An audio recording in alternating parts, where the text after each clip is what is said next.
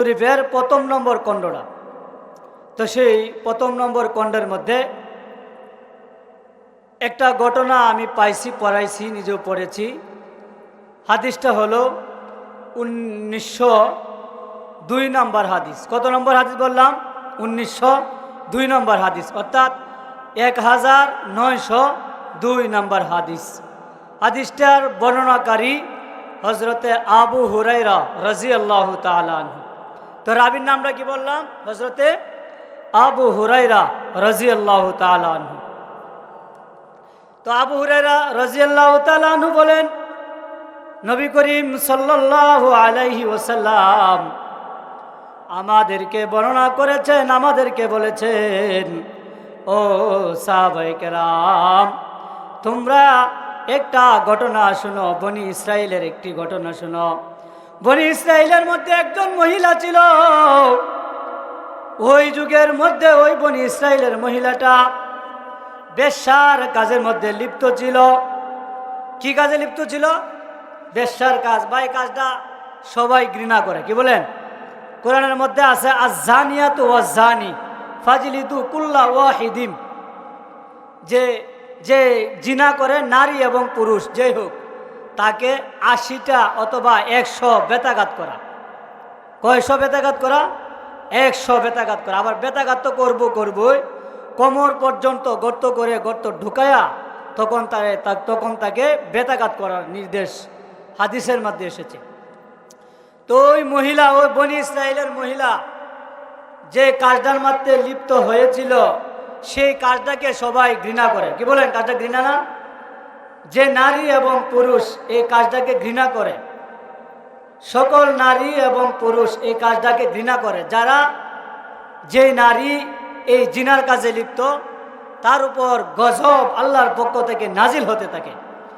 যেই পুরুষ এই কাজের মধ্যে লিপ্ত হয়, তার উপরও আল্লাহ তাআলার পক্ষ থেকে গজব নাজিল হতে থাকে। তো মহিলাটা যেই কাজের মধ্যে লিপ্ত হয়েছে, যে কাজটা করে, মানে যে কাজটার মাধ্যমে তিনি টাকা উপার্জন করেন, সেটাকে বলা হয় বাংলা ভাষায় বেশ্যার কাজ। কি কাজ বলা হয়? বেশ্যার কাজ।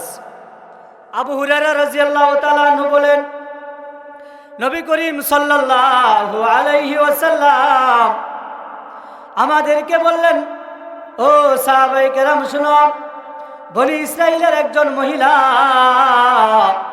সে একদিন সেই গুনার কাজ থেকে বাড়ির দিকে আসতেছে। হঠাৎ করে একটা কূপের নিকট দিয়া অতিক্রমকালে দেখে একটা কুকুর পানির পিপাসায়, পানির তৃষ্ণায় জিহ্বা বের করে দিয়ে হাঁপাইতেছে। ওই মহিলা, ওই বেশ্যা মহিলা, ওই কুকুরের এই হাঁপানি দেখে তার ভিতরে একটু দয়া লেগে গেল।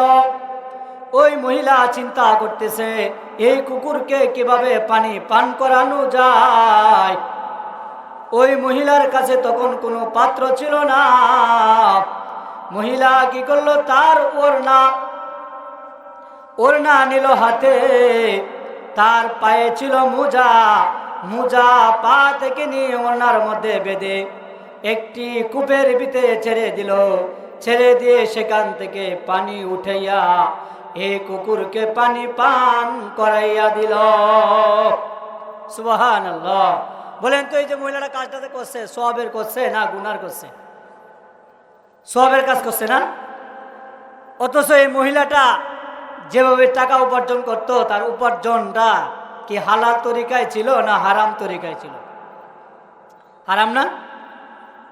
কিন্তু মহিলা কি করলো? যে দেখলো একটা কুকুর পানির পিপাসায় মরুভূমির মধ্যে একটা কূপের পাশে, মিশকাত শরীফে লেখছে যে কূপের পাশে এই কুকুরটা পানির পিপাসায় কাতর হয়ে গেছে, জিহ্বাটা বের করে দিয়েছে, প্রায় মৃত্যুর উপক্রম হয়ে গিয়েছে। তো উনি কি করলো? এই ওড়নাটা ওনার খাট থেকে নিয়ে মোজার মেঝে বেঁধে কূপ থেকে পানি বের করে এই কুকুরকে পানি পান করে দিল। আল্লাহ তাআলা উনার আমলটাকে এমন পছন্দ করলেন যে আল্লাহ তাআলা সাথে সাথে তার যত গুনাহ ছিল সমস্ত গুনাহ কাটাকে আল্লাহ তাআলা মাফ করে দিলেন। সুবহানাল্লাহ। আল্লাহ তাআলা ওই যুগের নবী তখন ছিলেন মুসা নবী আলাইহিস সালাতু ওয়াস সালাম। আল্লাহ তাআলা মুসা নবীর কাছে ওহী পাঠাইয়া দিলেন যে আপনি উমুক একজন মহিলা মারা গেছে। সবাই জানতো ওই মহিলাটা বেশ্যা মহিলা। তার মৃত্যুবরণ করাতে সমাজের মানুষ তো কেউ তার কাছে আসতেছে না দাফন করার জন্য, সবাই তাকে ঘৃণা করতেছে। কিন্তু আমি আল্লাহ তাআলা তার এই নেক কাজের বদলতে সব গুনাহ খাতাকে মাফ করে দিয়েছি। এই জন্য ভাই কি হলো, কই পাপীকে ঘৃণা করো না, যে পাপটাকে ঘৃণা করো, পাপীকে ঘৃণা করো না, ব্যক্তিকে কি করো না, ঘৃণা করিও না। হতে পারে একটা আদনা একটা সওয়াবের কাজের কারণে আল্লাহ তাআলা তার জীবনের সমস্ত গুনাহ খাতাকে মাফ করে দিতে পারে। যেমন মনে করেন এই যে মহিলাটা মারা গেল, সমাজের মানুষ কিন্তু সবাই জানতো নেককার মহিলা মারা গেছে না বদকার মহিলা মারা গেছে। মানুষ কি জানতো? বদকার মারা গেছে না? সবাই তো জানতো যে মহিলা যে মারা গেছে নেককার না বদকার, বদকার মহিলা মারা গেছে। কিন্তু সামান্য একটা নেক কাজ করার কারণে আল্লাহ তাআলা তার জীবনের সমস্ত গুনাহ খাতাকে মাফ করে দিয়েছেন। সুবহানাল্লাহ। এজন্য কি না করা, মানুষকে ঘৃণা না করা, পাপটাকে ঘৃণা করা। যা আপনি যে কাজ করেছেন সেই কাজটা তো আপনার অপরাধ হয়েছে। সামান্য একটা কাজ, সামান্য একটা আমল, যে একটা পিপাসিত কুকুরকে পানি পান করানোর কারণে আল্লাহ তাআলা তার জীবনের সমস্ত অপরাধকে মাফ করে দিয়েছেন। সুবহানাল্লাহ। কিয়ামত পর্যন্ত আনেওয়ালা সমস্ত মানুষ এই ঘটনা থেকে উপদেশ গ্রহণ করা। তার নেক কাজ ছোট থেকে ছোট হলেও সেটাকে কি করতে নাই ভাই, ঘৃণা করতে নাই। আরেকজন মহিলা, এই হাদিসটার পরে হাদিসটা 1903 নম্বর হাদিস, এটা রাবি হযরত আবু হুরায়রা রাদিয়াল্লাহু তাআলা আনহু। তো উনি বলেন একজন নেককার মহিলা, কি কার ভাই, একজন নেককার মহিলা। নেককার মহিলা, কিছু আমাদের সমাজে মানুষ আছে দেখবেন যদি 5 ওয়াক্ত নামাজ পড়ে এবং যারা না পড়ে তাদেরকে কাফের বলে ঘোষণা দেয়। আরে আপনি কেন কাফের বলে ঘোষণা দিলেন? হতে পারে সে মৃত্যুর আগেও নামাজ পড়তে পারে, মৃত্যুর আগে এমন একটা কাজ করতে পারে যে কাজটার বদলতে আল্লাহ তাআলা তার জীবনের সমস্ত গুনাহ খাতা মাফও করে দিতে পারে। কি বলে কথা ঠিক না ভাই? ঠিক। এজন্য কি করতে না ভাই, লাফাইতে নেই, একটু জিকির করি লা ইলাহা লা ইলাহা ইল্লাল্লাহ লা ইলাহা লা ইলাহা ইল্লাল্লাহ। এই কালেমার রৌশনীতে কবর হবে নূরে উজালা লা ইলাহা লা ইলাহা ইল্লাল্লাহ লা ইলাহা লা ইলাহা ইল্লাল্লাহ লা ইলাহা ইল্লাল্লাহ মুহাম্মাদুর রাসূলুল্লাহ সাল্লাল্লাহু আলাইহি ওয়াসাল্লাম। হযরত আবু হুরায়রা রাদিয়াল্লাহু তাআলা আনহু বলেন যে একজন নেককার মহিলা ছিল, সে একটা বিড়ালকে সে বেঁধে রাখত। সেই বিড়ালটাকে সে খাবার দিত না। সে বিড়ালটাকে কি করতো? খাবার দিত না। না দেওয়ার কারণে বিড়ালটা না খেয়ে সে মৃত্যুবরণ করেছে। আল্লাহ তাআলা ওই মহিলাকে গুনার কাজটার কারণে, প্রাণীটাকে খাদ্য না দেওয়ার কারণে ওই মহিলাকে আল্লাহ তাআলা শাস্তি দিয়েছেন। তাহলে একটা প্রাণী, এই প্রাণীটারও কি করা? অনুগ্রহ করা। কোনো প্রাণীর প্রতি অনুগ্রহ করা, এটাও কি কাজ ভাই? সওয়াবের কাজ। একটা বিড়াল যদি আমাদের ঘরে আসে তাহলে আমরা এই বিড়ালকে লাঠি দিয়ে বাড়ি দিই। হ্যাঁ, কুকুর যদি কারো বাড়িতে থাকে ওই কুকুরটাকে আমরা বাড়ি থেকে তাড়াইয়া দিই। তো কুকুর পালা জায়েজ না না জায়েজ? এটাও হাদিসের মধ্যে আছে। বলেছেন যে কুকুরগুলো শিকারী কুকুর, যে কুকুরগুলো বাড়ি পাহারা দেয়, এই কুকুরগুলোকে পালা জায়েজ আছে। কিন্তু ঘরে কুকুর প্রবেশ করা নিষেধ। যে ঘরের মধ্যে কুকুর প্রবেশ করে যে ঘরের মধ্যে মৃত মানুষের ছবি টাঙানো থাকে ওই ঘরের মধ্যে রহমতের ফেরেশতা প্রবেশ করে না। শুনছেন এই কথাটা? নবী বলেন যে ঘরের মধ্যে মৃত মানুষের কোনো ছবি টাঙানো থাকে, ঝুলানো থাকে, এবং কোনো কুকুর যে ঘরের মধ্যে থাকে সেই ঘরের মধ্যে রহমতের ফেরেশতা প্রবেশ করে না। এই জন্য কি করা যাবে না, কুকুর যখন ঘরে প্রবেশ করলে রহমতের ফেরেশতা থাকে না, এই জন্য কুকুরকে কি মার দেওয়া যাবে? কুকুরকে মারা যাবে না। তো আরেকজন ব্যক্তি, উনি একজন পাপিষ্ঠ ব্যক্তি, উনি রাস্তায় চলতেছেন, হঠাৎ করে দেখেন যে রাস্তার মাঝখানে একটা বড় গাছের ডাল পড়ে রয়েছে। কি পড়ে রয়েছে? বড় একটা গাছের ডাল পড়ে রয়েছে। তো উনি কি করলেন, এই গাছের ডালটাকে এই রাস্তা থেকে সরাইয়া দিলেন।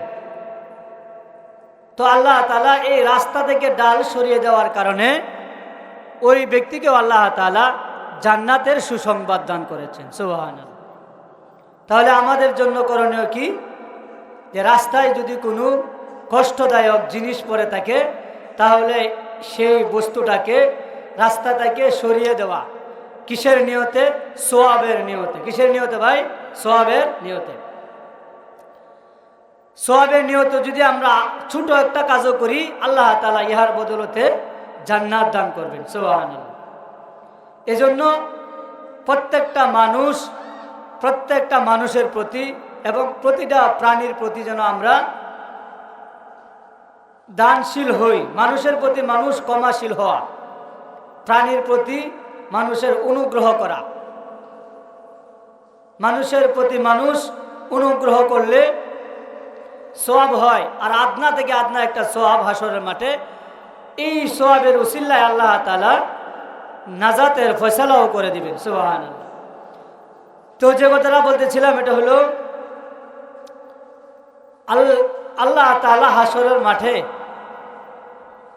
আদম সন্তানকে বলবেন, হে আদম সন্তানেরা, আমি তো অসুস্থ ছিলাম। হাসরের মাঠে আল্লাহ তাআলা কি বলবেন, হে আদম সন্তান, আমি তো অসুস্থ ছিলাম, তোমরা তো আমার পরিচর্যা করোনি। আল্লাহ তাআলা হাসরের মাঠে কি বলবেন, যে আমি অসুস্থ ছিলাম, তোমরা তো আমার খেজমত করোনি। তো বান্দা বলবে, আল্লাহ আপনি তো আমাদের রব, আপনি হইলেন প্রতিপালক, আপনি আবার কেমন করে অসুস্থ হইয়াছিলেন? আল্লাহ কি অসুস্থ হন? কি বলেন, আল্লাহ কি অসুস্থ হন? আল্লাহ তো অসুস্থ হন না। কিন্তু হাসরের মাঠে কি বলবেন? মুসলিম শরীফের হাদিস, হাসরের মাঠে আল্লাহ তাআলা বলবেন, ও আদম সন্তান, আমি তো অসুস্থ ছিলাম, কিন্তু তোমরা আমার পরিচর্যা করোনি, তোমরা আমার খেজমত করোনি। মানুষ বলবে, আল্লাহ আপনি আমাদের রব, আপনি আমাদের প্রতিপালক, আপনি কেমনে অসুস্থ হন বা কিমে অসুস্থ হয়েছিলেন? আল্লাহ তাআলা বলবেন, তোমরা কি জানতে না যে উমুক বংশের উমুক বাড়ির উমুক যে অসুস্থ ছিল, তোমরা তো তার খেজমত করনি, তোমরা তো তার পরিচর্যা করনি। যদি তোমরা তার পরিচর্যা করতে তো সেখানে তোমরা আমাকে পেয়ে যেতে। সুবহানাল্লাহ। তাহলে কি বুঝলেন? আমাদের সমাজের মানুষ ইসলামটাকে শুধু মসজিদের সাথে নির্দিষ্ট করছে। কি বলেন? আলী হাসান ওসামা হাফিজাহুল্লাহ উনি এক বয়ানে বলছিলেন যে শুনেন, আজ মুসলমান ইসলামটারে শুধু মসজিদের সাথে লাগাইছে। যে কেমন লাগাইছে? শুধু নামাজ পড়েন সব ঠিক হয়ে গেছে। নামাজ পড়ে সুদ খায়, ঘুষ খায়, মারামারি, বিশৃঙ্খলা, মেয়ে পর্দায় নাই, স্ত্রী পর্দায় নাই, একে অন্যের উপর জুলুম আর অত্যাচার করতেছে। আসলে ইসলামটা কি সংকীর্ণ না ব্যাপক? বলেন। আপনি ক্ষেত কামারে কাজ করবেন, সেখানে ইসলাম আছে না নাই? দোকান করবেন, সেখানে ইসলাম আছে না নাই? বিয়ে শাদীতে ইসলাম আছে না নাই? আছে। ইসলামের আমরা দুনিয়াতে যে সমস্ত কাজ করি প্রত্যেকটা কাজের মধ্যে ইসলামের হুকুম আছে, কিন্তু হুকুমগুলো আমরা কি করি না, মানি না। আমার পাশেই একজন ভাই অসুস্থ আছে, সে চিকিৎসা করতে পারে না। আল্লাহ তাআলা তো এই কথাটাই বুঝাইছেন এই হাদিসটার মধ্যে। হযরত আবু হুরায়রা রাদিয়াল্লাহু তাআলা আনহু এই হাদিসের মধ্যে এই কথাটাই বুঝাইছে যে আল্লাহ তাআলা হাসরের মাঠে আদম সন্তানদেরকে বলবেন, ও আদম সন্তানেরা, আমি তো অসুস্থ ছিলাম, তোমরা আমার পরিচর্যা করনি।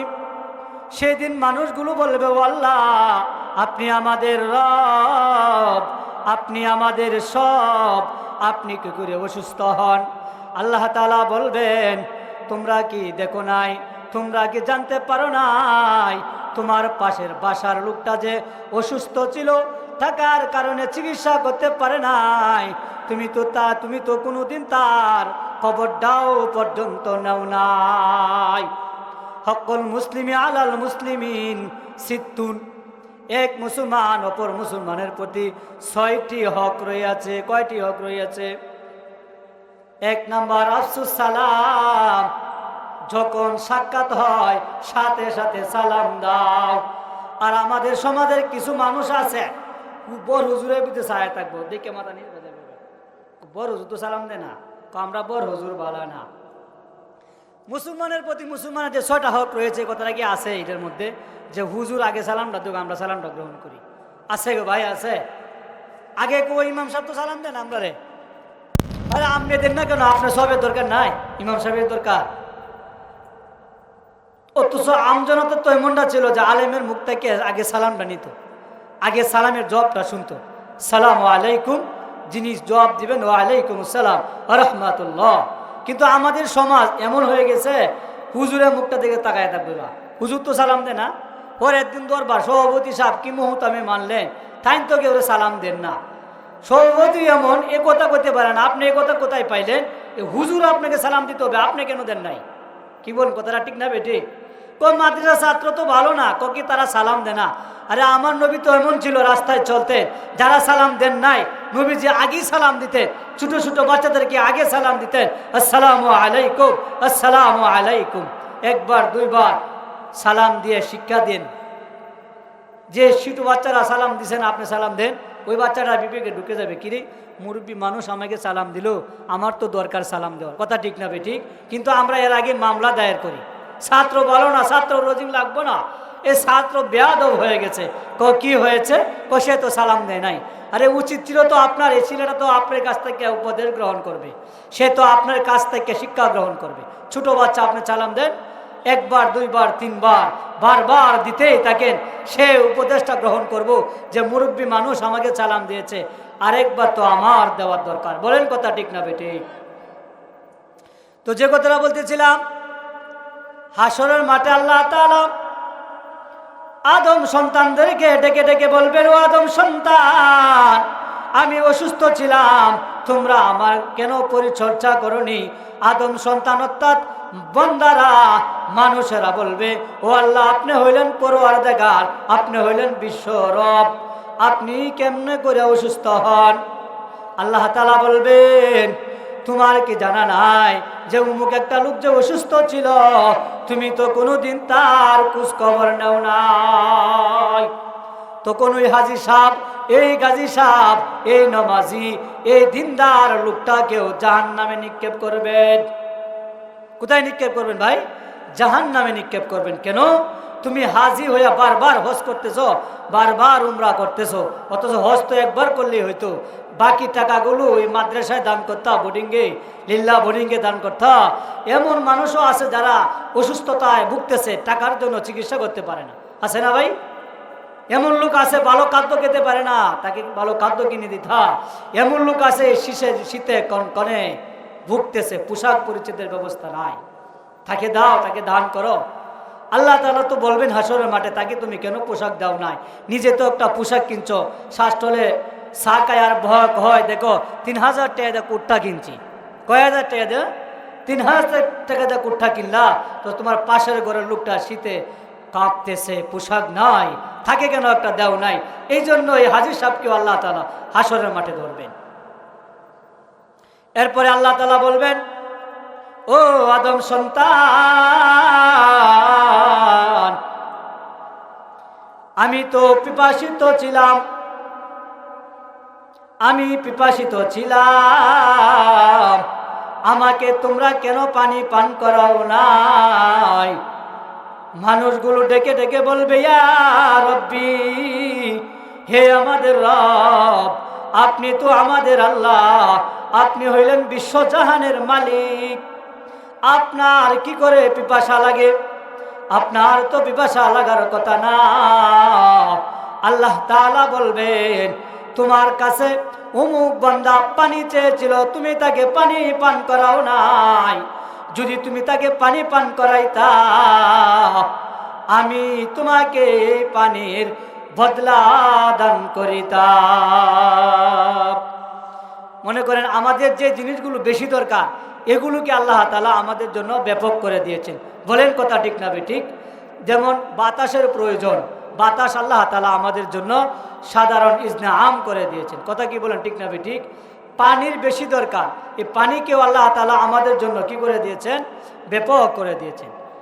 এজন্য পানি কেউ চাইলে তাকে পানির জন্য নিষেধ না করা, পানি কেউ চাইলে তাকে পানির জন্য নিষেধ না করা, বরং তাকে কি করা ভাই? পানি পান করানোর সুযোগ করে দেওয়া। যদি কেউ পানি চায় তখন তাকে পানি দিবেন, যে পানি পান করেন। কেন পান করাইবেন? হাসরের মাঠের মুক্তির জন্য। কিসের জন্য ভাই? মুক্তির জন্য। রাজি আছেন তো সবাই? কিন্তু শহরেও অনেক সময় এটা পাওয়া যায়, গেট লক করে দেয়, পানি কেউ কাউকে দিতে চায় না। কথা হাসান আমি স্যার, কিন্তু আমরা গ্রাম অঞ্চল আবার এটা আছে, তো তোমরা আমাকে আহার দেও নাই, তোমরা আমাকে খাদ্য দেও নাই। হাসরের মাঠে বান্দা অর্থাৎ মানুষগুলো বলবে, হে আমাদের রব, আপনি তো আমাদের মালিক, আপনি তো আমাদের আল্লাহ, আপনি হইলেন বিশ্বজাহানের মালিক, আপনি আবার কাবার কান কেমনে? আপনি কাবার কান কি করে? আল্লাহ তাআলা বলবেন, তোমার কি এই কথাটা জানা নাই? তুমি কি এই কথাটা জানো নাই যে তোমার পাশে একজন লোক ছিল, তোমার বংশের মধ্যে এমন একটা লোক ছিল, এমন একটা লোক ছিল যে নাকে সারা দিন কাটাইছে, সারা রাত কাটাইছে, খাদ্য পায় নাই, তোমার কাছে খাদ্য চেয়েছে, কিন্তু তুমি তাকে খাদ্য দেও নাই। এমন লোক আছে না আমাদের এলাকায়? ভিক্ষা চাইলে দৌড়াইয়া দেয়, আছে না গো? আছে। মাদ্রাসা লাগিয়ে হোক আর মসজিদে লাগিয়ে হোক বা এমনি ভিক্ষুকে চাপ, মানে এটাকে আবাদতি মনে করে না, আছে না? অনেক লোক আছে।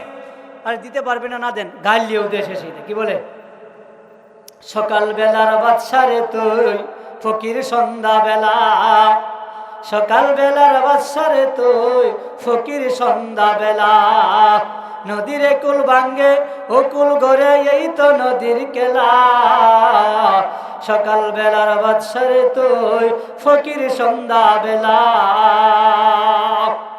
কি বলেন ভাই? ধনী হইতে কতক্ষণ লাগে আর দরিদ্র হইতে কতক্ষণ লাগে? একটা রোগ হইলে, একটা রোগ, একটা পরীক্ষা করব, 1 লাখ টাকা লাগে। কি বলেন? কদিন আগে একটা অপারেশন করছে, 3 লাখ টাকা লাগছে। কয় লাখ টাকা লাগছে ভাই? 3 লাখ। এলা বুঝেন, এই মাত্র ফের টাকা আসছে, 3 লাখ টাকা গেছে। আছে না এমন অপারেশন হইতেছে না? তো মুহূর্তের মধ্যে আল্লাহ তাআলা ধনী করতে পারেন, আবার গরিবও করতে পারেন। তো হাসরের মাঠে আল্লাহ তাআলা বলবেন যে আমি তো তোমাদের কাছে খাদ্য চেয়েছিলাম, আমাকে কেন খাদ্য দাও নাই? বান্দা অর্থাৎ মানুষেরা বলবো, আল্লাহ আপনি তো আমাদের রব, আপনি আমাদের সব, আপনি কানা কান্না, আপনি কেমনে করে কথা বললেন? আল্লাহ তাআলা বলবেন যে উমুক বান্দা তো তোমার কাছে খাবার চেয়েছিল, তুমি তাকে খাবার দেও নাই। যদি খাবার দিতে তাহলে আমি তোমার প্রতিদান অর্থাৎ খাবার খাওয়ালে যে সওয়াব, সেই সওয়াব আমি তোমাকে দান করিতাম। সুবহানাল্লাহ। তাহলে আমাদের জন্য কি হলো ভাই? কেউ কোনো কিছু চাইলে তাকে তাড়াইয়া না দেওয়া। কি না করা ভাই? তাড়াইয়া না দেওয়া। আমাদের দেশে দেখবেন সকালে যদি কোনো ভিক্ষুক আসে, একবারে সকাল সকাল, কয় তোর কি কোনো কাজ নাই? সকালেই আসলে ভিক্ষা নিতে, এখন আমরা মাত্র ঘুম থেকে উঠলাম, ব্রাশ করলাম না এখনো, শুরু দিয়ে ভিক্ষা নিতে আসলে তুই বড় বেয়াদব ভিক্ষুক, আমার বাড়ি থেকে তুই তাড়াতাড়ি বের হয়ে যা। কথা ঠিক না বেটি? এ কথা বলে না? বলে না? বলে বলে। অথচ আমার আপনার নবী জনাবে মুহাম্মদুর রাসূলুল্লাহ সাল্লাল্লাহু আলাইহি ওয়াসাল্লাম বলেছেন, যে ব্যক্তি যত সকালে অত যত তাড়াতাড়ি দান সদকা করবে ভিক্ষুকদেরকে, আল্লাহ তাআলা এই সারাদিনে যত বিপদ আছে সবগুলিকে উঠে নেন। সুবহানাল্লাহ। এই জন্য আল্লাহ নবী সাল্লাল্লাহু আলাইহি ওয়াসাল্লাম বলছেন যে সকালে উঠেই তুমি কিছু সদকা করো, সকালে উঠে তুমি কিছু ভিক্ষা দাও, সকালে উঠে তুমি কোনো কিছু দান করো, এতে করে আল্লাহ তাআলা সারাদিনে যত বিপদ আছে সব বিপদ কেটে দিবেন। সুবহানাল্লাহ। হতে পারে এমন একটা আমার কপালে ছিল যে রাস্তা দিয়ে আমি হাঁটবো, মুষ্ঠা কায়া মরে যাব, বা কোনো বিপদ আমার আসবে, এই দানের বদলতে আল্লাহ তাআলা এই বিপদ থেকে আপনি আমাকে উদ্ধার করে দেবেন। সুবহানাল্লাহ। এই জন্য ভাই আমাদের জন্য কি করণীয় এবং কি বর্জনীয়, এটা হলো এই যে এতক্ষণ কথাগুলো শুনলাম, এই কথাগুলো থেকে আমাদের উপদেশ গ্রহণ করার দরকার আছে না নাই? কি বলেন, আছে? আছে না? উপদেশ গ্রহণ করা, যে জিনিসটা আমাদের মধ্যে ত্রুটি, এটা হলো আমলের ত্রুটি। হাসান আমিসা, আমল একবারেই নাই আমাদের মধ্যে। কি বলেন, একবারে আমাদের মধ্যে আমল নাই। আমল সে বনতি হে তো জান্নাত ভি জাহান্নাম, আমল সে বনতি হে তো জান্নাত ভি জাহান্নাম। আপনার আমল ভালো, এই আমলের উপর নির্ভর করে আল্লাহ তাআলা জান্নাত দান করিবে। একটা মানুষ মৃত্যুবরণ করার পরে, মিশকাত শরীফের হাদিসটার মধ্যে আছে, একটা মানুষ মৃত্যুবরণ করার পরে আইয়ুমা মুসলিমিন শাহিদা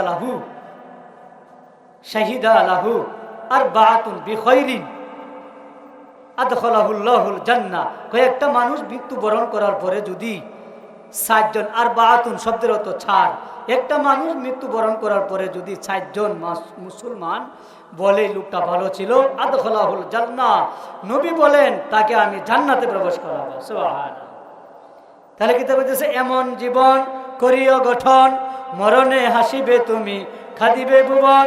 এমন জীবন করিও না গঠন, মরণে কাঁদিবে তুমি হাসিবে ভুবন। মানে দুনিয়াতে তাকা জীবিত অবস্থা এমন কাজগুলো করছে, মানুষ তার প্রতি অতিষ্ঠ হয়ে গেছে না, কই মরছে, এটা ভালো হয়েছে, আল্লাহ কথার জন্য জাহান্নাম অবতারিত। তো এমন কাজগুলো করবো যে